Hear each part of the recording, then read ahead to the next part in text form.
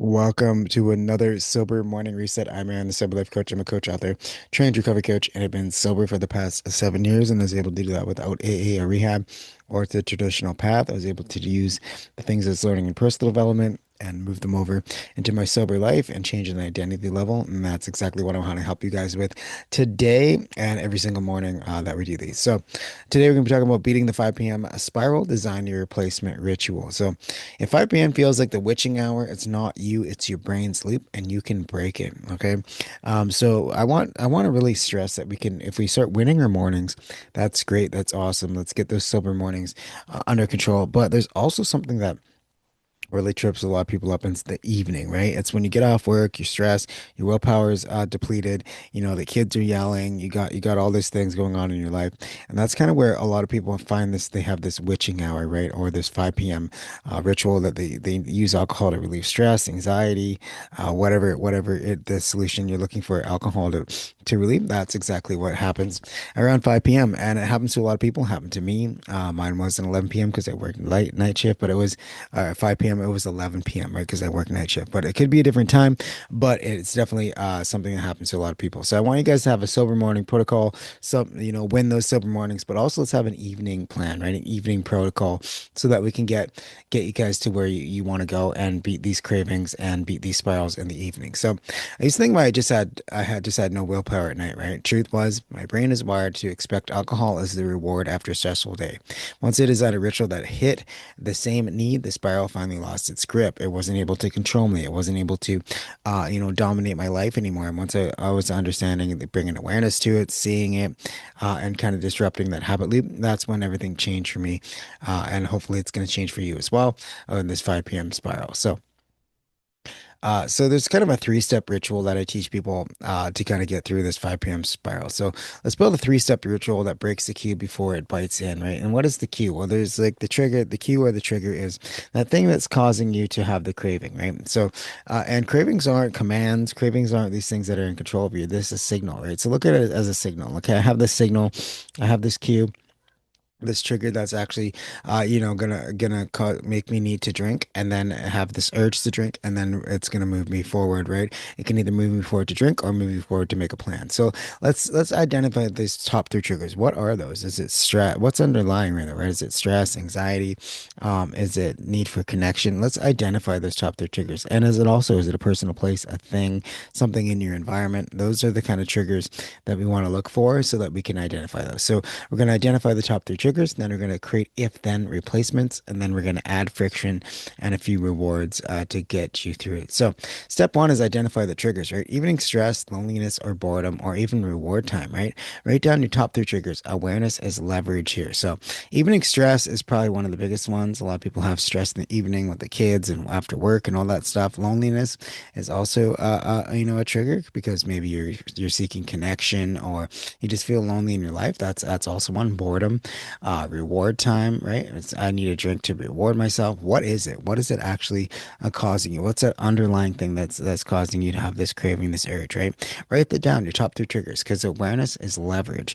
Because once you can start seeing these, it's like kind of like a magic trick, right? Once you start seeing it, you can't look back. You can't unsee it, and you always see that magic trick every single time. That's how you break the habits. That's how you break the loop. So get your sober journal out this week and kind of write down what kind of triggers you're seeing out there, right? Is it environmental? Is it social? Is it a person, place, a thing? What is that trigger? Let's write those down because those are important to understand. And then we're gonna create the if then replacements, right? Replacements is if I feel bored, then I text a friend. If I wanted to pour a drink, then I grab a pre-poured non-alcoholic beverage, right? If I feel stressed, then I walk for 5 minutes. Simple swaps equal massive wins, right? So we're gonna have a replacement there ready to go for you when you have these triggers, right? So, and especially in the evening. So if I feel bored, then I text a friend. Another way to beat boredom is having a meaningful, absorbing project. So it could be something meaningful to you, something that's you can lose track of time in. It's also a project. It's not just one off. It's something that you can work on, for the next month, the next 2 months, maybe a couple weeks. Those are the kinds of things. A lot of people use cleaning as a project, right? I'm gonna clean this room. I'm gonna clean that room. I'm gonna clean this room.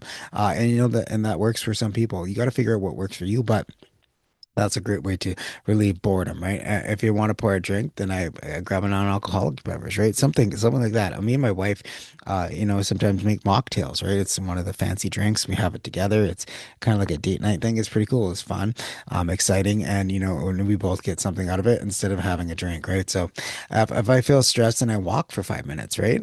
So getting up, moving your body. We talked about the stress exits, right? The brain, the body, and the mind, right? So what kind of stress exit are you gonna have? Are you gonna use your body? Are you gonna use your brain? All right. What kind of thing is are you gonna use? Right. So you want to body is one of them, and body is the one of the things that can really help you move forward and get past these things. Is just by moving your body, getting up, walking around, doing some exercise, changing your physiology, changing your environment. Those kinds of things are going to be things that help you win at the 5 p.m. So. And then we're going to put some friction hacks in there, right? So remove alcohol from the house if it's safe to do so. Obviously, if you're having shakes, tremors, those kind of things, you don't want to remove alcohol from the house. You don't want to go cold turkey. That's could be a medical issue, could be really dangerous. But if you're able to remove the alcohol from your house, do it. Pre-pour your non-alcoholic drinks. Get that ready so you have it. Change the location, right? Sit in a different chair. Go outside. It's fun to change your location as well. And also changing the environment has a massive effect on your mental health as well. So those kinds of things. The environment is one of those things. It's one of those hidden things that people don't really understand. That your environment is so important, especially when you're moving forward with your alcohol, your lifestyle. If you have the same old environment with the same things in the same place, that's really solidifying that habit loop. But changing it up, moving things around, sitting in a different chair, going outside, those things can be something that can help you have this little bit of a friction between you and alcohol. Right? Make drinking harder. Make replacements easier. Right? Make it harder to have that drink. Make it harder to, have that because you have that replacement in the plan there for you. And also, add some better rewards, right? Well, what is a reward? Like I said, me and my wife used to have these non-alcoholic drinks, right? Sometimes we have them occasionally now as well. It's just something special, right? Reward yourself with something special that's non-alcoholic, right? Connection with your family. Maybe it's a movie night. Maybe it's something, but put those things in because a lot of times we work all day, especially as entrepreneurs. If you're an entrepreneur like me, or maybe you got a career, you're like an executive or something and you don't reward yourself. You live in this gap thinking all the time, right? You always get something and then you move forward. I know for me, I have a really hard time just accepting the fact that and just rewarding myself because I want to move on to the next thing. I want to expand. I want to grow. I want to, live my life to the fullest. And sometimes you forget to, celebrate these things for yourself, and that leaves it wide open for alcohol to come in there and be the reward. And it's not really a good reward because it's going to leave you shame, guilt, those kinds of things. It has a lot of negative side effects. So bring rewards into your life that are positive rewards like a connection with your family. Maybe it's a date night. Maybe it's going out to a fancy restaurant, whatever it is, make sure you have those rewards there as well, because that's going to really help. So let's use the dare to be sober to reflection to get through this, right? So let's imagine you have a 5 p.m. craving, right? You're sitting there, you come home from work, you're stressed out. The 5 p.m. The witching hour happens. What do you do? Well, you disrupt it. This is just my 5 p.m. craving wave. Just remind yourself that. Take a breath. The 2 minute pause is one of the best things you can do. They call it the power pause, right? Take a moment, take 2 minutes just to kind of check in with yourself, check in with your body, break that habit loop, and disrupt that thought by saying, this is just my 5 p.m. craving wave, right? It's going to come and go. You have control over it. You can stop and just think about it, right? And then we're going to ask, what's the real need here? Stress, relief, connection, reward? What am I actually needing here? Right? And is alcohol actually going to provide me with what I need? So if you're saying to yourself, you have this 5 p.m. craving, you come home, you disrupt the thought, you're doing your 4x4 breathing, you stop, you disrupt it. Okay, now what's going to happen? Well, you're going to ask yourself better questions because the better questions get better answers, right? Our brain's like a computer. You give it questions, it's going to give you the answers back. So if you ask yourself, why does it happen to me? Why can't I this drink? That little voice is going to come in your brain and say, okay, well, why don't you just have a drink, right? And that's not what you want to eat. That's not what you want to do, because you have this alcohol-free lifestyle you want to live, right? So that's not going to be conducive to your sober life. So what are you going to do? Well, you're going to ask yourself, what's the real need here, right? Is it stress, relief, connection, reward? What do I really need? And is alcohol going to provide that need? Is it going to provide that need? Maybe in the moment, right? But it's not going to provide it long term. So The real need, so if it's alcohol relieves your stress, you think that, right? Well, maybe it doesn't. Alcohol is going to actually make me more stressed out. Those kinds of things are going to be what you want to ask yourself, and then you're going to reframe it. Alcohol won't give it to me. My ritual will. This new thing I'm going to have is alcohol won't relieve my stress. It's actually going to make it worse, right? And alcohol won't, alcohol won't give relieve my anxiety. It's going to make it worse. Those kinds of things, and then kind of use this horizon technique that I talk about, right? So the horizon technique is basically in the first week or two, you just kind of want to look at tomorrow morning, right? What is tomorrow morning going to look like if you have a drink? Well, it's going to look like, guilt, shame, those kinds of things already, right? You know that. What's it going to look like if I don't have a drink? It's going to be, I want to be clear. I'm going to have time to myself. I'm going to wake up proud. Those kinds of things are the things you want to look for. Play that tape forward. Look at tomorrow. Look at the next horizon and think that's an immediate horizon that we have right now. It'd probably be tomorrow morning, right? So that's the first horizon you want to get to. And then the next week, we're going to look at what's a week from now going to look like and try to stack those first 7 days of sobriety. And then the next horizon, the third one is we're going to be looking at, okay, what is a month going to look like, right? And try to stack that next month over time. And then what's a year going to look like? That's kind of the fourth horizon. What's a year, 90 days going to look like, right? And then we're going to stack those up until we get there. So kind of focus on the whatever horizon you're at. If you already got a couple days sober, maybe we should focus on, okay, what's a week going to look like? What's the next Sunday going to look like? Those kinds of things are really going to help you move forward and kind of get your brain to have something to look forward to and have something to focus on. So a replacement action could be, right? We're going to execute on this replacement action. And it could be, if I'm bored, then I'm going to text a friend, right? If I want to pour a drink, then I grab a pre-poured non-alcoholic beverage, right? If I feel stressed, then I walk for 5 minutes. Simple swaps are going to be the massive win here for you guys on when you execute. So, and like I said, the horizon technique, right? We can use that. If I win this one evening, how will tomorrow morning feel? That's the first horizon we're going to get to with this. If you're just starting out, that's the first horizon you're going to want to get to is tomorrow morning, right? So build your vision forward, stack your sober nights. Confident mornings equal long-term control, right? So let's build that vision. Let's think about what's tomorrow's going to look like on both sides. If I have a drink, what's it going to look like in the next hour, 2 hours? What's that sober morning going to look for me tomorrow? Well, it's not going to be a sober morning. It's going to have guilt, shame, anxiety, those kinds of things. I'm not going to show up as good as I could.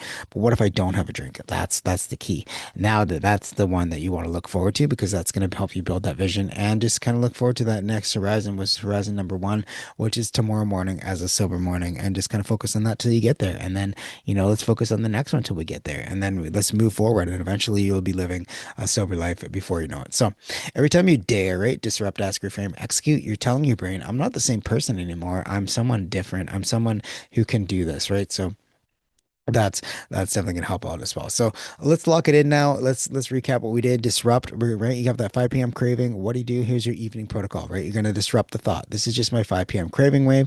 Do your 2 minute check-in. We're gonna remind ourselves that we don't react anymore. We respond to this. So kind of take those breaths. Realize that cravings only happen.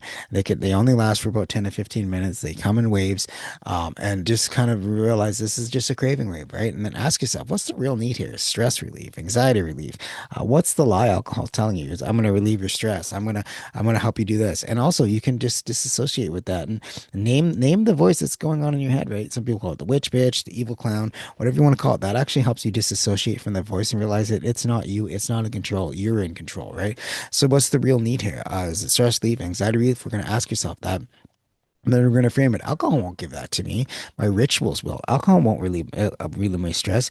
My meditation will, or my movement will, or my having connection with my husband with these non-alcoholic drinks. That's going to help me, get my ritual back on track. That's going to help me get my life back on track. Alcohol won't give me that. Maybe in short term, but it's not. And see, alcohol is like the pig, right? We talked about that before. Pig is in Smart Recovery. It's called a problem with immediate gratification. Right? If you feed a pig, what's happens? Well, it gets fatter and bigger and it grows, right? And we think that if we just give into our cravings, that it's just going to go away. Well, it doesn't go away. It just gets bigger and more, needs more and more and more and more, right? So just reframe that, right? And think about these things because it's going to be super important. Reframe that in your mind is really going to help. And then execute on your replacement action, right? You're going to text a friend, or you're going to have a non-alcoholic drink. What are you going to do for that plan? Because we don't fall to our goals or anything like that. We fall to our systems, and the systems systems that you want to put in place, or having a plan beforehand so that you can get through your 5 p.m. 5 p.m. trigger thing that's going on here, right? So that's going to be super helpful as well. So when in doubt, let's disrupt, ask, reframe, and execute. Print that post-it, use it because it's going to help you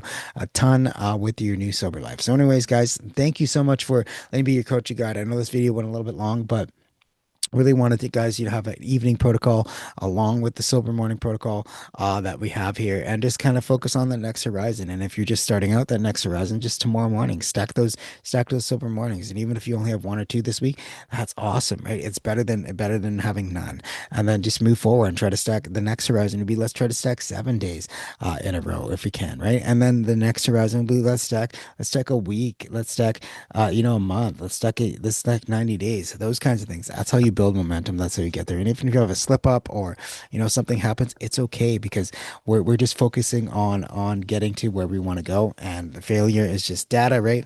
We're not making perfect progress. We're just moving forward and doing the best we can with what we have, right? So failure is not a huge thing. Just get back up and do it again until you get there, right? So that's definitely something that I would suggest to you guys. Anyway, guys, thanks you so much. Have yourselves a meaningful day, and I'll see you guys in the next video.